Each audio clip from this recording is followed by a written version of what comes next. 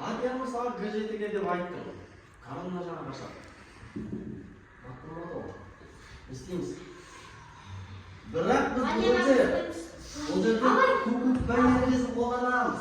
Егер ладьяны мына жерге кесек, қарымында кесе, мына слон, ладьяның артына бүйтіп тұр, анимация кукуккада екі ереже бар, білесіңдер ме? Оның біріншісі өзінің жолында кез келген адамды жия алады, кез келген тасты жия алады. Екіншісі ең мықты тасқа шабуылдасып тоқтатып алады. Пока что өзінің жолында мына вертикаль бағытта ешкім жоқ. Горизонталь бағытта 1, 2, 3, 4, 5 тас бар. Мен қасындағы жимында шах беремін. Король, амашақ беремін. Тегін жия аламын, но бірақ тегін жемеймін. Өйткені мен қайдан кукук жасауым керек. Кукук жасауым керек. Кукук жасау үшін маған кукук деймін, шах деймін де, ол бұрыш қалмаңыздар. Кукук деймін. Ашанда бә деймін. Сосын не істейді ол? Оған жеген кезде ат жейді, бірақ мен оны жеу үшін, тегін жеу үшін.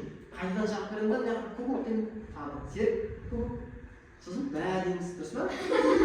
Бә дейміз, шах деймін. Сосын мына жаққа келеді. Енді мынаны жеуге болады тегін. Но бірақ біз оны қайдан жаға ұлықтап барамыз. Қайдан бұрышқа барамыз да? Тағы да? Енді не дейміз? Бә деп мынандай жаққа қоямыз.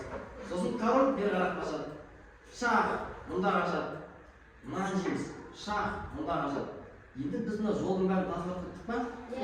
Қайдан шах қоямыз да?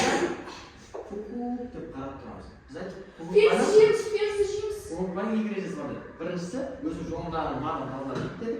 Екіншісі ең мықты фигураға шабуылдасып соны ұтып алу. Ең мықтысы кім? А7-ге қоясың алыс. Все, ол не істейді? Қашады. Корольді қашады, ал біз ферзь жеп алдық. Енді итогын есептедік. Қанша қалды?